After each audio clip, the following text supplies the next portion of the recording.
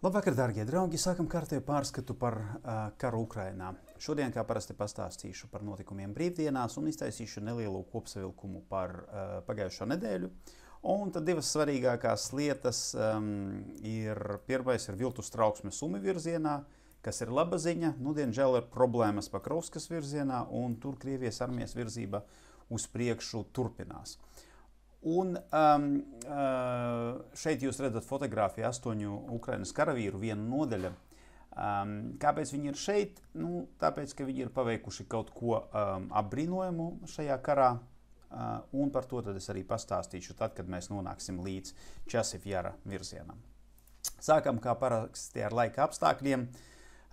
Tas ir tas, kā tas izskatījās pagājušajā nedēļā. Mēs cerējām uz lietu, lietus nebūs. No vienīgais pluss ir tas, ka temperatūra tomēr kritās uz 11 grādiem salīdzinājumā ar iepriekšējo nedēļu. Tas ir pozitīvi, bet ja mēs paskatāmies 2 nedēļu griezumā, lietus nebūs un temperatūra pietiekoši augsta. Ja jūs redzat 27, 28 grādi, tas ir pietiekoši nogurdinoši un smagi. Un tad, diemžēl, tāda temperatūra arī turpināsies, un tas apgrūtinās kara darbību. Viens pluss ir tās, ka tas apgrūtina kara darbību abām divām pusēm. Izmaiņas frontes līnijā. Tā tas izskatījās pagājušajā nedēļā. Šonedēļ, diemžēl, nekas īpaši labāks nav palicis. Sāksim ar pozitīvo. Pozitīvais ir, es tagad sadalīju atsevišķās kaujas vietas. Ko jūs redzat, pirmais Hluboki virziens, Hluboki un Livci. Šeit mēs redzam, Ukrainas armija stabili kontrolē situāciju, un viņiem ir iniciatīva un viņi virzās uz priekšu. Vovčanskas virzienā situācija ir divējāda, un tad arī frontes līnija dienvidu zonā pamatā ir klusa, izņemot tikai Vuglidaras virzienu. Tālāk, diemžēl, mums ir sarkanā krāsa, un viņas ir pietiekoši daudz. Doņetskas virzienā lielākie zaudējumi ir Lazavatski un Prohores. Tās ir divas apdzīvotās vietas, kuras izdevās ieņemt, un, diemžēl, nācās zaudēt arī citu teritoriju. Torieckas virzienā kaujas turpinās, bet nav būtiskas izmaiņas frontes līnijā, bet ir daži jaunumi. Diemžēl, Sieverskas virzienā, Časivjarā arī ir tāds, vairāk palika tikai apšaudes, nav akcentēta uzbrukumu. Sieverskas virzienā ir kritusī Ivana Darivka, un tā ir problēma. Kāpēc? Tad paskaidrošu jums tad, kad mēs nonāksim līdz šai zonai. Un tad Kupianskas Svatava virzienā Krievijam izdevās ieņemt Piešķani, un situācija Andrievkā šobrīd nav skaidra. Jo vairāki kanāli stāsta par to, ka Krievijam izdevās ieņemt Andrievku. Man ir šaubas par to, kā parasti nevajag steigties un stāstīt, ka ir ieņemts tas, kas nav ieņemts. Bet, kā mēs redzam, situācija šeit arī ir sarežģīta. Apšaudes. Tātad sākam ar Ukrainas pusi. Brīvdienās tad apšaude Morozovskas lidlaukam. Jau 3. akcentētā apšaude. Pagaidām apšaudes rezultāti nav zināmi, bet ir vairāki droni uzbrukuši šī lidlaukam. Cita apšaude bija Millerova lidlaukam Krievijas teritorijā. Tā ir Luganska. Te mēs ieliksim tā Luganska, un tad attiecīgi Millerova ir uz šejieni te, ārpus kartes mazliet atrodas. Un šādi izskatās tas lidlauks, un kā minimums ir 6 akcentētie dronu trāpījumi lidlaukā, un tas, ko mēs redzam, ir pirmais paskatāmies tad ugunsgrēku karti. Šeit daudz kas deg, un tad no degošām lietām, tad, ko mēs redzam, 2 akcentētie trāpījumi šeit un šeit. Īpaši, un šeit ir degvielas noliktava, te ir viņa palielinājuma, un kas te konkrēti ir sadedzis, ir sadeguši šitien te degvielas cisternas. Un otra vieta akcentētā ir trāpījums šeit. Šeit izdevās trāpīt šajā te angārā, un tad, attiecīgi, viss, kas bija angārā, ir pagalam. Nav ziņojumi par to, ka, un tad šis te cisternas degšana izskatījās šādi te. Pietiekoši iespaidīgi un, acīm redzot, atstāta ietekme uz Krievijas aviācijas iespējām darboties no šī lidlauka. Diemžēl nav ziņojumi par lidmašīnu iznīcināšanu. Izskatās tā, ka Krievijas armijai izdevās dabūt informāciju par to, ka uzbrukums lidlaukam notiek. Viņiem izdevās pacelt lidmašīnas gaisā ātri. Tad attiecīgi nav nekādu ziņojumu par to, ka zaudētas kaut kādas lidmašīnas. Par vienu vietu šito te nav ziņojums, kas te ir noticis, bet parasti šādās te vietās Krievijas armija izvieto savas pretgaisa aizsardzības sistēmas, S-300. Tad iespējams tas arī akcentēti vienai šādai sistēmai ir arī trāpīts, bet apstiprinājuma šī lietai šobrīd pagaidām nav.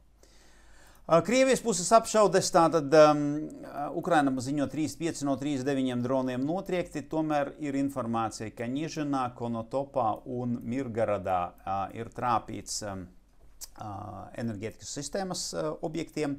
Tad mēs redzam, ka šī tendence uzbrukuma enerģētikas sistēmai no Krievijas puses turpinās. Un šobrīd tad, šīs ir 3 tādas svarīgas vietas Ukrainas ziemeļos. Ukrainas puse atbildē ar dronu triecieniem Kurskas, Smaļenskas, Varoņežas, Belgradas un Rastovas rajonos. Pagaidām nekādu būtisku ziņojumu par to, kur ir trāpīts un kādi nodarīti bojājumi, šobrīd pagaidām nav. Tagad sākam ar sistēmu. Pirmais ar kaujām. Sākam ar Sumi reģionu ziemeļu uzbrukums Raškoviči, piedodiet. Tātad situācija ir Pšikviens sanāca, visdrīzāk tās vienkārši bija diversijas grupas, jo gan Raškoviči, gan Sitnegaņčuikivka, gan arī visas robežas kontrole atrodas Ukrainas armijas rokās, un tad mēs varam uzskatīt, ka šis uzbrukums vai uzbrukuma mēģinājums ir beidzies bez rezultāta. Ir informācija, atceraties, stāstīju par Donuzlavu uzbrukumam, tad ir tagad detaļas, kas tur ir noticis, un tad pirmais, lai pastāstītu, kas ir Donuzlav, te ir tāds ezers, kur tad atrodas vairākās vietās izvietotas Krievijas armijas, tā skaitā Krievijas armijas vienības, un, ja jūs redzat, tad tas uzbrukums notika šajā te rajonā, šis te baltais plankums ir šitien te ir palielinājums. Un tad mēs redzam, ka, lai tikt līdz šai vietai, jūras droniem vajadzēja mērīt garu ceļu jau iekšā teritorijā, kurā it kā ir aizsargāta. Un uzbrukums bija kombinēts, šeit nebija tikai jūras droni, bet arī gaisas droni bija, un tad trāpīts vairākiem objektiem, pamatā tehniskiem objektiem, šeit un šeit. Kur tad ir nodarīti postījumi Krievijas jūras spēku un krasta apsardzes vienību infrastruktūrai par kaut kādu kuģu nogremdēšanu. Šobrīd nekādu ziņojumu nav. No Hersonas virziena sen nekas nebija stāstīts, un tad atnāca oficiālā ziņa 19. tā bija parādījusies, ka 17. jūlijā Ukrainas armija atvilka visus spēkus no Krinkiem. Un tad attiecīgi tagad visi mēģina izdomāt, un nevis izdomāt, mēģina tad iztaisīt kopsavilkumu par to, kas tad Krinki notika, kādas kaujas, protams, kā parasti visi runā par zaudējumiem. Šeit ir jāsaka tā, ka, kā es no paša sākuma teicu, ar tiem resursiem, kuri tika iesaistīti šajā kaujā, neko vairāk no šīs operācijas gaidīt arī nevarēja. Tāpēc arī tā operācija iznākums ir tāds, kāds tad šobrīd ir. Un, kad kā situācija izskatās tagad, tad Krinki ir Krievijas armijas rokās, tāpat kā Kazači, Lageri un Karsunka. Un tad Ukrainas armija ir atkāpusies uz salām, kuras viņi tagad kontrolē, un tas, ko mēs redzēsim tuvākā laikā, Krievijas armija mēģinās atgūt šīs salas, un Ukrainas armija, protams, ka turpinās kaujas salās, jo tur tās sīkās sadursmes turpināsies, es domāju, vēl ļoti ilgi. Zaporožija virziens šeit ir apbrīnojami klusu, nav arī nekādu ziņojumu par kaujām Vugļidaras rajonā. Vienīgais ziņojums, kurš ir ņemams vērā, ir par ogļraktuvēm numur 1, tās atrodas šeit. Un tas ziņojums ir par to, ka tam notiek FPV dronu uzbrukumi. Ko tas nozīmē? Tas nozīmē, ka Krievijas armijas FPV dronu vienības ir pienākušas pietiekoši tuvu, lai viņas varētu sākt veikt uzbrukumus šim Ukrainas armijas aizsardzības rajonam. Nu, un principā tas, ko mēs redzēsim tuvākā laikā, mēs redzēsim kaujas par šo pozīciju un kaujas par šo pozīciju, un Krievijas armija mēģinās virzīties uz priekšu, izmantojot visus iespējamos ceļus šajā gadījumā, un tad kaujas šeit turpināsies. Ukrainas armija te nav tik daudz spēku, lai veiktu kaut kādas aktīvos pretuzbrukumus, tāpēc visdrīzāk mēs redzēsim tieši aizsardzības kaujas no Ukrainas puses par šo pozīciju un par šo te pozīciju. Diemžēl tagad mēs nonākam pie Pakrovskas virziena. Šeit situācija ir sarežģīta un viņa labāka nekļūst, diemžēl. Kas notika brīvdienās? Brīvdienās galvenās kaujas notika pie Progresa. Te mēs redzam, ka Krievijas armija vairākās vietās ir pavirzījusi uz priekšu. Atjaunojās uzbrukums pie Karlivkas, Ņiveļskie, kaujas Krasnogorivkā, daļa teritorijas starp Georgievku un Pabiedu, kā arī noskaidrojas situācija Pivdeņie. Smagas kaujas ir Ņujorkā. Šeit Ukrainas armija aktīvi mēģina apturēt Krievijas armijas uzbrukumu un atsākās jaunais uzbrukuma virziens, uzbrukums uz Aleksandropiļu. Tad visu pēc kārtas, kas tad te notiek? Vāksim bultu. Tad šeit pirmais, šis te atceraties, šeit bija Kalns, kurš kontrolēja šo situāciju. Diemžēl tagad ir informācija, ka tas ir Krievijas armijas rokās. Visdrīzāk viņš jau arī bija Krievijas armijas rokās kādu laiku. Un tagad jautājums ir, te mums atrodas Ukrainas armijas vienība, kurai tad visdrīzāk vajadzēs atkāpties no šīm pozīcijām, jo noturēt šo pozīciju būs ārkārtīgi grūti. Un Krievijas armija ir virzība uz priekšu Citadelē. Mēs redzam te daudz stāvu mājas, kur tad šajā te kvartālā Krievijas armija izdevās pavirzīties uz priekšu. Un ir vairāki video, kur tad rāda, ka Ukrainas armijas vienības atstāja šo un šo ēku, un tad viņi no šejienes pāriet un nostiprinās savas pozīcijas šajā ēkā. Šobrīd tas ir aptuveni tas sadalījums, tātad šo ēku un šo kompleksu kontrolē Ukrainas armija. Par šo informācijas mums nav, notiek kaujas, un tāpat arī notiek kaujas par šīm te ēkām šeit. Tātad, šeit nekas vēl nav skaidrs, nekas nav beidzies, un tad kaujas turpinās. Ņujorkas virzienā pirmais Aleksandropiļ. Šeit nebija mums kaujas darbības arī kādu laiku. Tagad mēs redzam, ka Krievijas armija atsāka virzību uz šo apdzīvoto vietu. Un tad Ņujorkā mēs redzam, ka Krievijas armija mēģina izvērsties no tā placdarma, ko viņi ir izveidojuši. Un tad mēs redzam viņu uzbrukumus vairākos virzienos. Attiecīgi Ukrainas armija grib likvidēt šo te placdarmu, un arī mēs redzam vairākus uzbrukumus no vairākiem virzieniem, mēģinot tad likvidēt šo te placdarmu.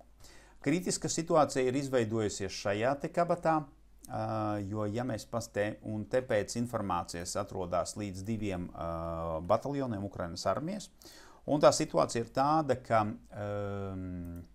ja Krievija, un te viņi arī uzbrūk šajā te virzienā, ja Krievijas armija izdodas aiziet līdz šim te ezeram, te ir palicis mazāk kā kilometrs, vienīgā brīvā vieta, kur atkāpties, ir šeit, un te ir mazāk nekā 2 km, 1,7, 1,6. Kas nozīmē, ka šīm vienībām ir sarežģīta situācija, un te arī vēl viena no tām vietām, kur ir jāpieņem lēmumu, cik ilgi turēt šīs pozīcijas, vai ir nepieciešams tomēr uzsākt atkāpšanos no šī te potenciālā katla. Tad kas ir mainīja? Viena no apdzīvotām vietām, kas ir ieņemta, ir Progress, un tad te jau, diemžēl, neredz. Tātad šo karti man nācās pārzīmēt no jauna, un tātad, kas ir noticis brīvdienās, tad piekdien, piedodiet, Krievijas armija ieņēma Progresu un turpināja savu uzbrukumu apdzīvotai vietai Vovči. Sestdien viņiem iedavās galīgi vai daļēji ieņemt šo te aizsardzības pozīciju, kā arī viņi uzsāka uzbrukumu no Lazavatskie un no Progresa virzienā, šādā te veidā ieņemot pozīciju šeit un ieņemot Ukrainas armijas pozīciju šeit. Un svētdienā tad Krievijas armija izņemās ieņemt arī visu šo te kabatu, un cerēsim, ka te nav palikušas Ukrainas armijas vienības, ka visām viņām izdevās atkāpties un tad ieņemt pozīcijas nākošajā līnijā. Novoselievka Perše nav nekādu ziņu par izmaiņām situācijā. Mēs zinām, ka Krievijas armija turpina uzbrukumu 3 virzienos, šeit un šeit. Kaujas turpinās, bet šobrīd ir informācija par to, ka Ukrainas armija noturēja savas pozīcijas, un viņiem pat izdodas noturēt šo te kabatu uz ziemeļiem no Vovče upes. Tad, pierodiet, tas nav Vovče, tā nav Vovče iet uz augšu no tā kanāla, kas ir Novoselievka Peršē. Tas nozīmē, ka pagaidām pozīcijas viņi šeit notur. Aktivizējās arī Karlivkas virziens. Mēs redzam Krievijas armijas virzību uz priekšu gan no ziemeļiem no Karlovskas ūdens rezervuāra, gan arī dienvidos. Kā arī te ir precizēta informācija, tad šeit turpinājās kauja par šo te mežu, un tad te Krievijas armija pa lēniņām virzās uz priekšu. Tāda pati virzība uz priekšu bija arī pie Ņeveļskie. Svētdien mēs redzējām Krievijas armijas uzbrukumu, un viņiem izdevās ieņemt šo te teritoriju, kura jau bija daļēji pelēkajā zonā. Un skaidrs, ka kaujas par Ņeveļskie tūlīt arī sāksies. Sarežģīta situācija arī Krasnogorivkā. Te mēs redzējām Krievijas armijas uzbrukumi 2 virzienos, šeit un šeit. Īpaši spēcīgs bija šis te, kur tad Krievijas armija vispirms izdevās ieņemt aptuveni šādu teritoriju. Un tad atnāca informācija, ka viņu vismaz daļējā kontrolē atrodas visa šī teritorija. Bet ir skaidrs, ka kaut kādas Ukrainas armijas vienības šeit ir palikušas. Tāpēc es domāju, ka pirms mēs redzēsim kaujas ziemeļrietumu stūrī Krasnogorivkas, visdrīzāk mēs vēl redzēsim vairākas dienas kaujas pār Krasnogorivkas centru. Un tad arī, diemžēl daudz ir uzbrukumi Krievijas armijai, arī starp Georgievku un Pabiedu viņam izdevās pavirzīties uz priekšu. Un te ir tāds interesants piemērs taktikai, kā tāds paņēmiens, ko ļoti bieži izmanto. Tad šeit bija 2 svarīgas Ukrainas armijas pozīcijas, viena bija šeit un otra bija šeit. Un tad vienu pārvaldīja 46. gaisa desantu brigāde un otru 33. mehanizētā brigāde. Un tad te bija aptuveni robeža starp šīm 2 vienībām, un tā ir ļoti svarīga vieta, vispār tāda svarīga lieta, lai koordinācija starp 2 vienībām, kuras atrodas blakus. Un tad, ja pretinieks uzzina, kur ir tā robeža, ļoti bieži mēs redzam, ka uzbrukums nāk tieši tur, kur ir tā robeža, un tad attiecīgi, jo dažreiz koordinācija klibo, diemžēl kā arī šajā gadījumā. Un tad pēc tam, kad izdevās Krievijas armijai izlausties gar robežu, gar šīm 2 vienībām, tad arī diezgan ātri izdevās arī ieņemt šīs 2 pozīcijas. Tāpēc koordinācija starp 2 vienībām, kuras atrodas blaku, ir ārkārtīgi svarīga un ir nepieciešams atrunāt ļoti daudz dažādus jautājumus, lai pretiniekam nebūtu iespējas izlausties starp jūsu pozīcijām tādā veidā, kā Krievijas armija to izdarīja šeit. Časivjāra virziens šeit divas lietas. Pirmais ir informācija par to, ka Krievijas armija virzās uz priekšu ar Kaļiņivku un Časivjāru un neapstiprinājās informācijas par Časivjāra dienvidu daļu. Un tad, viss pēc kārtas, tātad ir informācijas par to, ka Krievijas armija mēģina uzbrukt šajā mežā, bet tur pagaidām nekādas papildus informācijas nav. Kā arī laikam es gaidīju, tad atceraties, stāstīju par šo te iespējamo Ukrainas kanālu ziņojumu, ka Ukrainas droni veic uzbrukumu šai ēkai, kas izrādījies, tie tomēr ir Krievijas droni, tā kā viss ir kārtībā. Šo teritoriju kontrolē Ukrainas armija, un atnāca vēl viens jauns ziņojums par uzbrukumiem šeit, un tas ir atkal Krievijas armijas uzbrukumi. Tas nozīmē, ka šo teritoriju kontrolē Ukrainas armija. Un te mēs nonākam pie šī stāsta. Šeit es gribētu sākt ar šo fotografiju, un es gribētu viņu palielināt, lai jūs redzētu šo karavīru sejas. Par ko ir stāsts? Stāsts ir par šo te Ukrainas armijas nodaļu. Un jūs redzat, ka 8 karavīri, un redzat, ka viņi nav nekādi Rembo, saplēstas bikses, nogurušas sejas, nu tagad jau izmazgājušās un atpūtušās mazliet. Kas tad notika un kāpēc tieši šie 8 karavīri ir svarīgi un kāpēc es gribēju par viņiem pastāstīt?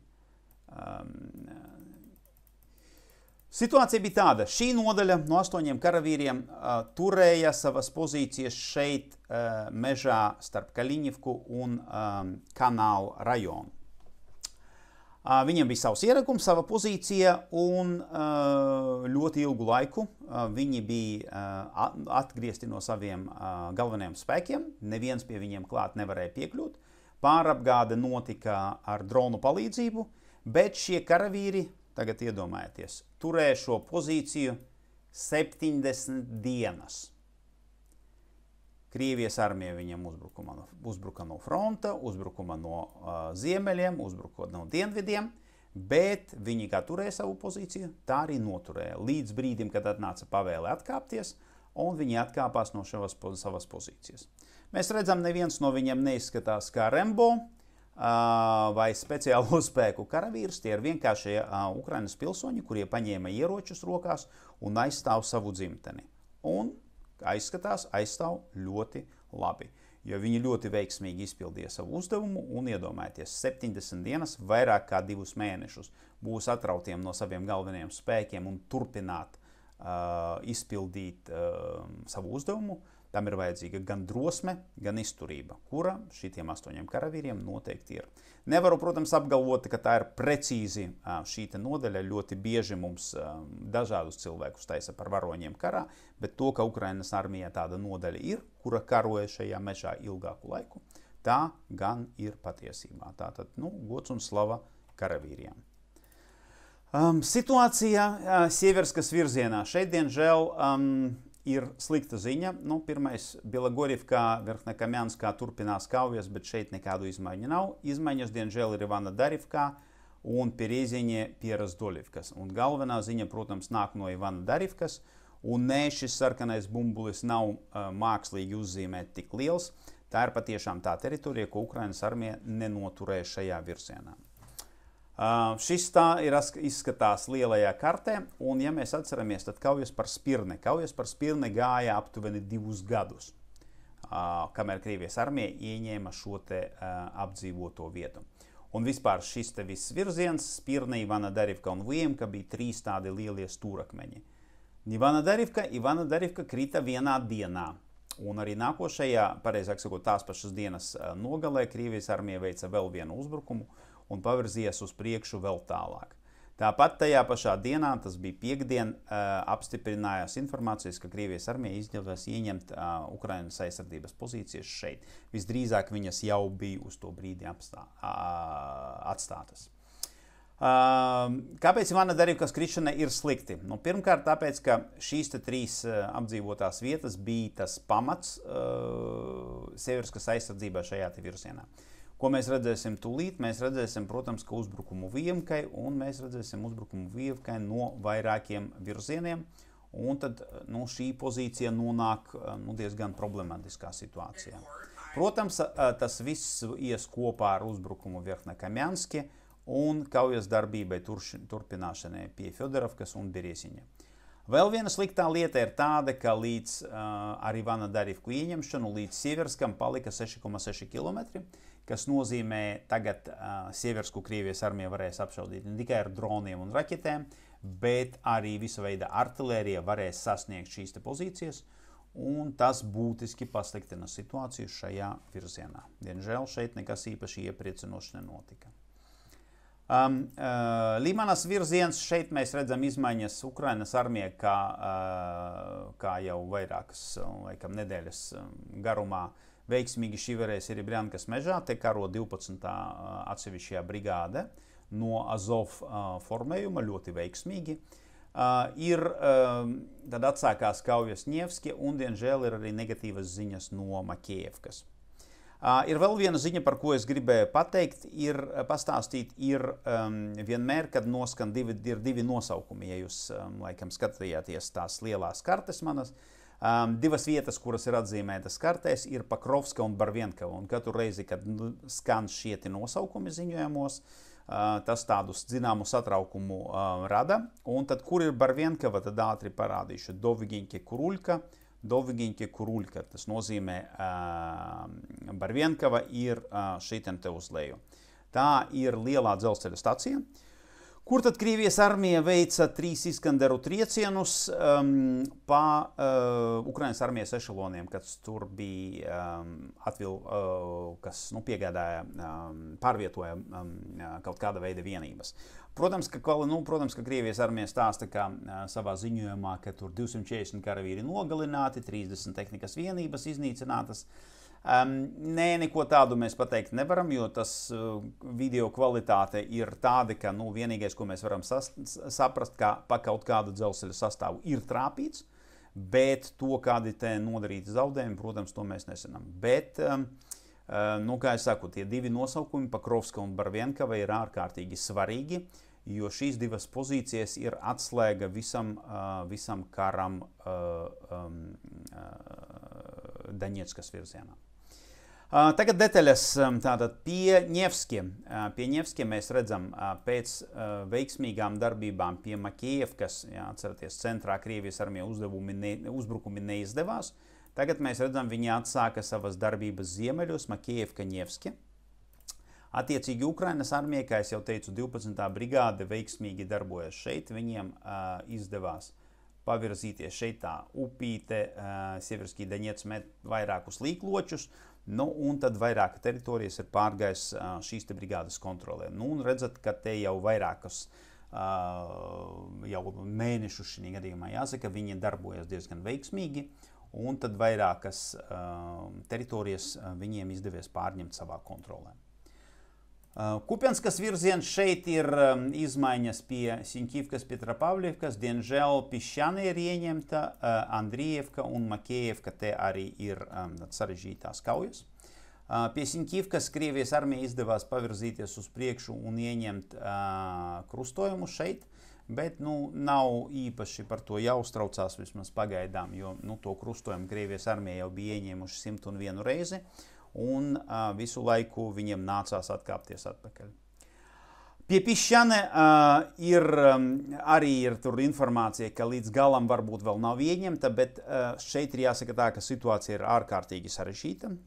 Te Krievijas armijai padevās ļoti veiksmīgs uzbrukums, un tad Pišķane viņiem izdevās ieņemt gan vispirms dienvidu pusi, gan arī ziemeļu pusi.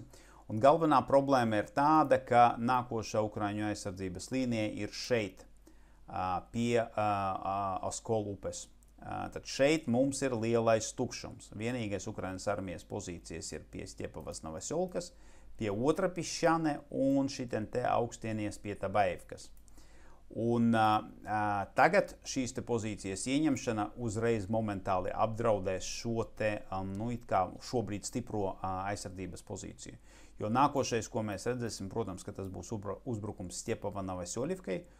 Un ja Krievijas armija izdodās ieņemt šīs te pozīcijas, jūs saprotat, ka īpaši ilgi noturēt Tabaevkas pozīcijas Ukrainas armija neizdosies. Un tad tā problēma ir, ka vienīgā apdzīvotā vieta šeit ir Pišķane, un tālāk, principā, aizsardzības līnija ir tikai pa šīm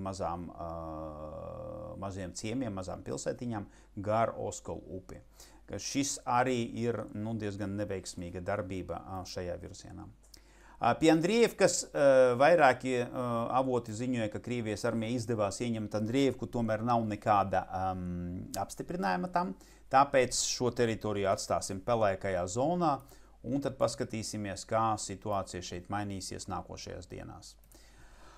Makievka. Šeit, diemžēl, arī nekas īpaši veiksmīgs un labs nenotiek. Sestdien Krievijas armija izdevās ieņemt šo teritoriju, un tad svētdien mēs redzējām uzbrukumu centrā.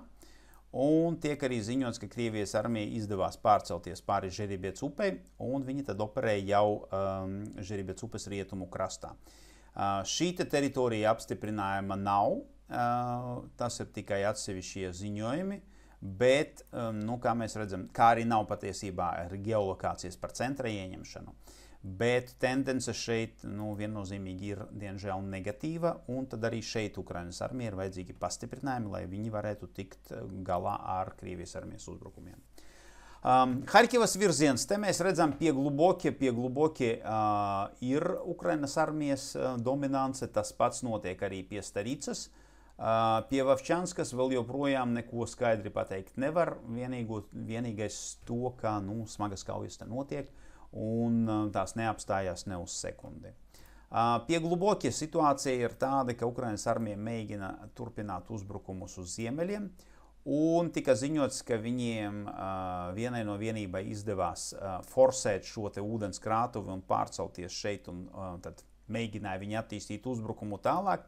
Diemžēl vairāk nekādu ziņojumu par šo placdarmu nav, tad visdrīzāk tā operācija beidzās neveiksmīgi. Un tad šeit vairāk laikam Ukrainas armija neatsāks forsēšanas operācijas un pārcelšanos pāri šai ūdenskrātuvei. Visdrīzāk tas, ko mēs redzēsim Ukrainas armijas turpinājumu uzbrukumu uz ziemeļiem, un tad mēģināja ieņemt Gluboki un ieņemt šo te aizsardzības pozīciju uz ceļa krustojuma. Starica. Jā, šeit ir ziņas par to, ka Ukraiņiem izdevās veiksmīgs ziņojums. Atceraties, stāstīja par šo te tiltu, ko bombardēja Krievijas armija. Un tad pirmkārt Staricā izdevās ieņemt, un lielāko daļu Staricas tagad kontrolē Ukrainas armija. Un arī pārceļoties pāri upi, viņi tad mēģina virzīties uz priekšu arī šajos te mežos. Ir informācija, ka Krievijas armijas ir sakoncentrējuši kaut kādu daļu savu vienību šajā te mežā. Tas nozīmē, ka vistuvākā laikā mēs visdrīzāk redzēsim viņu pretuzbrukumus, un kaujas šajā virzienā arī turpināsies. Vovčanskā ir tikai viena teritorijas izmaiņa, arī diemžēl par labu Krievijas armijai. Šiten te viņiem izdevās uzbrukt Citadelē, un viņiem izdevās ieņemt 56. māju, pareizāk sakot, tos gruvešus, kas no šīs mājas ir palikušas pāri. Un tad šeit Citadelē tās kaujas turpinās. Kā arī nav skaidrības, jo vēl joprojām šī teritorija tiek apzīmēta kā Ukrainas spēku kontrolētā, un šī teritorija tiek apzīmēta kā Krievijas spēku kontrolētā. Tāpēc skatīsimies, varbūt atnāks kaut kādi apstiprinājumi vai noliegumi par šīm divām teritorijām. Tad mēs redzēsim, kā tad, tālāk situācija šeit attīstīsies. Kaujas ir smagas, bet izmaiņu situācija šeit, taktiskajā situācija šeit ir maz. Un tad pagājušās brīvdienās bija viens būtisks datums vienā mūsu kaimiņu valstī. Tās diktators Lukašenko atrodas 30 gadus pie varas. Un te ir atradusi tādu vecu fotogrāfiju, kur viņš dod zvērestu, kā jaunais, redziet, matu viņam, te ir vairāk jaunais Baltkrievijas prezidents. Un kas ir interesanti, viņš dod zvērestu zem šī te karoga, kuru viņš diezgan veiksmīgi un diezgan ātri nomainīja uz veco postpadomju parauga karogu Baltkrievijai. Un, lai daži cilvēki saprastu, cik sen ir 30 gadi atpakaļ, tad šeit mēs redzam arī matu ir daudz vairāk nekā tagad. Un tad, ja šo personāžu, es domāju, visi pazīst, es domāju, ka jaunāka gājuma cilvēki nemaz neatcerās, kas šī te persona ir. Tas ir bijušais Krievijas prezidents Jelcins. Un tad, tagad atceraties, cik daudz jaunākā gājuma cilvēki atcerās šo te uzvārdu. Un tad Lukašenko kļuva par Baltkrievijas prezidentu vēl tad, kad Krievijas prezidents bija prezidents Jelcins. Tad ar šo te arī pabeigsim šodienas ziņojumu. Labi, ka Sumi virzienā viss ir beidzās, Pakrovskas virzienā kaujas turpinās. Un tad vēlreiz gribētu atgādināt, ka katrā karā ir savi varoņi. Varoņu sejas neizskatās kā Holivudas filmu aktieriem. Tie ir vienkārši parasti savas valsts iedzīvotāji, kuri paņēmuši rokās ieročus un dara to, ko viņiem ir jādara. Un kā šis astotnieks parādīja savās kaujās pie Časivjara, Arī 8 karavīriem ir šajā karā nozīmē, un ja viņi ir apņēmušies noturēt savas pozīcijas un cieši pie tās turas, tas viņiem var arī sanākt. Nu tad vēlreiz gods un slava varoņiem, un ar šo tad attiecīgi arī pabeidzu šodienas ziņojumu. Nākošais ziņojums būs tikai piekdienā, kad es arī iztaisīšu ilgāku kopsavilkumu par to, kas tad notika šīs nedēļas laikā. Paldies par jūsu uzmanību un līdz piekdienai!